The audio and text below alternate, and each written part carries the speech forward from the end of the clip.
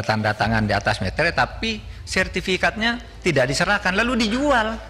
Ketika mau diambil, ketika kami sita, ternyata sertifikatnya sudah dimiliki oleh anaknya. Kalah di pengadilan, tidak apa-apa, tapi hutangnya tetap gitu. Tapi kalau ada undang-undang perampasan aset, kita bisa tangani Pak itu semua.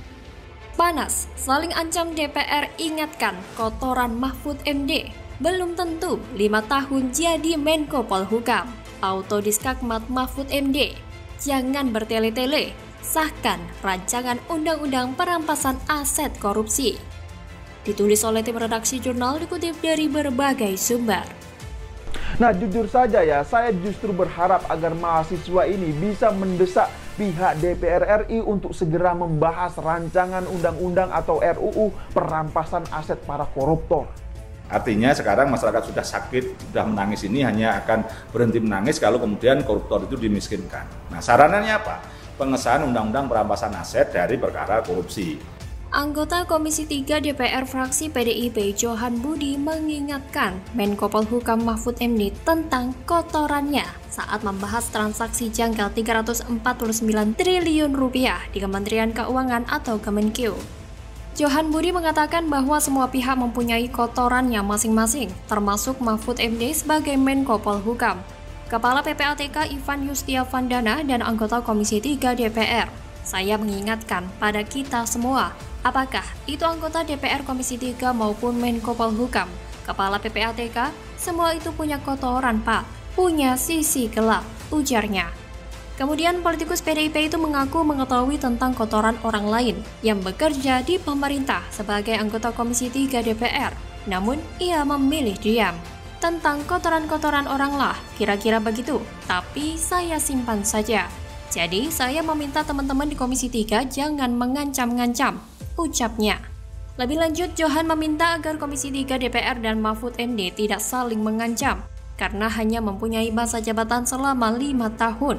Pak Mahfud juga jangan mengancam-ngancam, karena sekali lagi menjadi anggota DPR cuma 5 tahun, itu pun kalau nggak di PAW. Ketua Komite Koordinasi Nasional Pencegahan dan Pemberantasan Tindak Pidana Pencucian Uang atau TPPU, Mahfud MD meminta Dewan Perwakilan Rakyat atau DPR untuk mengesahkan rancangan undang-undang perampasan aset.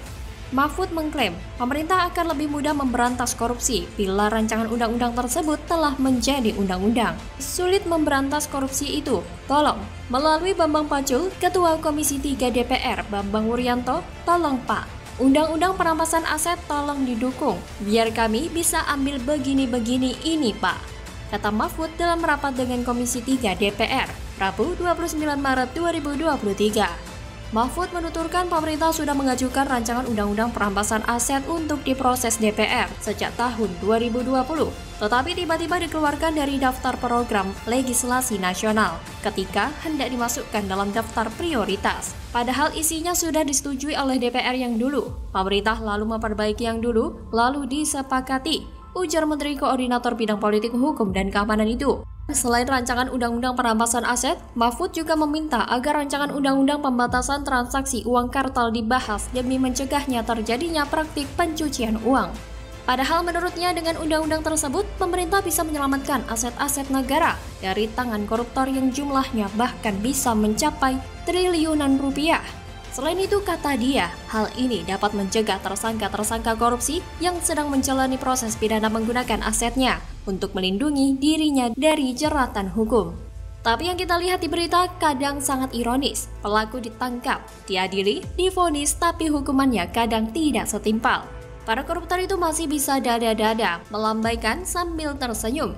Makanya seruan hukuman mati kepada koruptor selalu bergaung. Tapi sayang, terkendala protes dari orang-orang yang teriak HAM dan pejuang munafik lainnya. Di dalam ruang rapat dengan Komisi 3 DPR kali ini cukup panas berdebatan antara Mahfud MD dengan Komisi 3 DPR. Tapi ketika ditanya soal rancangan undang-undang perampasan aset pada kicap semua, kenapa nih? Pada takut nih dimiskinkan lewat rancangan undang-undang perampasan aset. Padahal pemerintahan Jokowi gencar-gencarnya mendorong pengesahan undang-undang perampasan aset koruptor agar dapat mengembalikan uang rakyat yang mereka gondol. Jokowi yang ingin pemberantasan korupsi fokus pada pengembalian aset negara, bukan hanya fokus pada penangkapan pelaku saja. Sebab penangkapan pelaku tak akan membuat koruptor jera. Mereka akan tetap sumringah setelah keluar dari masa tahanan, karena uang hasil jarahan masih bisa dinikmati. Namun mirisnya lagi, gebrakan yang sangat efektif membasmi praktek korupsi ini tak mendapat dari dukungan dari mahasiswa kita. Bahkan mereka yang belakangan getol mendemo naiknya harga BBM tak lantas membuat mereka juga mendemo DPR agar segera mengesahkan undang-undang pemberantasan korupsi di negeri ini. Miris. Bagaimana kalau menurut Anda? Mirip dengan Anies, Nasdem ini kok kayak haus dengan ludah sendiri.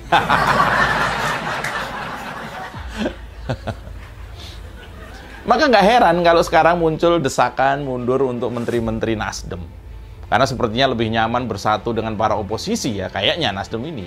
SB yang menjabat selaku Bupati Kabupaten Kapuas selama 2 periode, yaitu 2013 sampai dengan 2018, kemudian dilanjutkan lagi periode kedua 2018 sampai dengan 2023, dengan jabatan tersebut diduga menerima fasilitas dan sejumlah uang.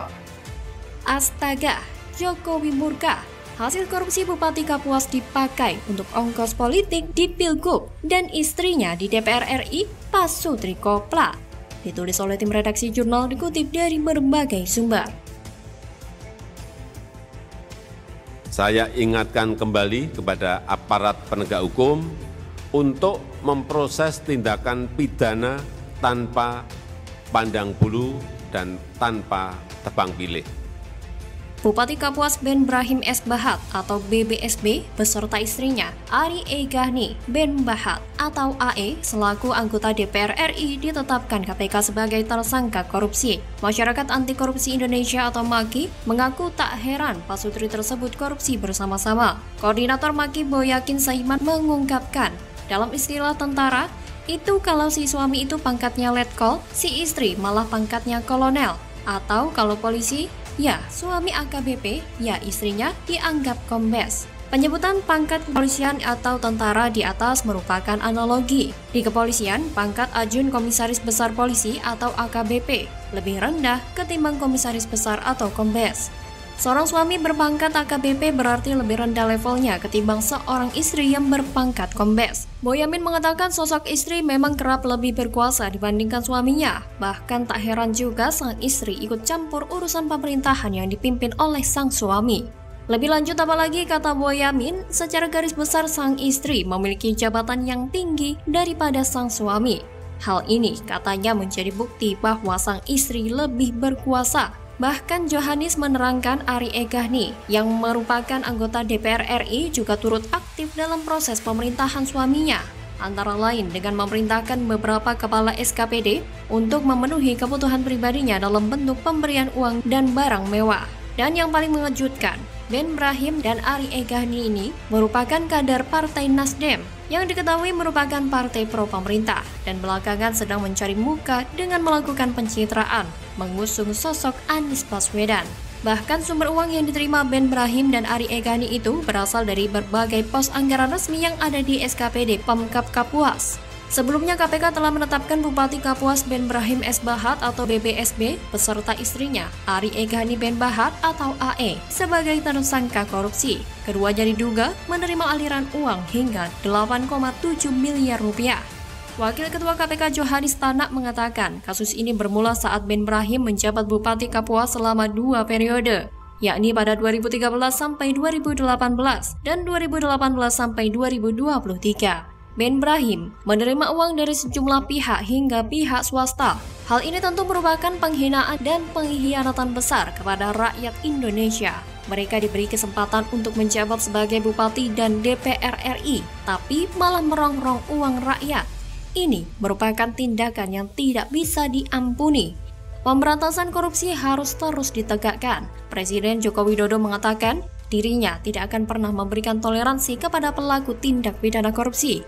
Hal itu ditegaskannya saat menyampaikan keterangan pers di Istana Merdeka Selasa 6 Februari 2023. Presiden menambahkan, Komitmen pemerintah terhadap pemberantasan korupsi tidak pernah surut.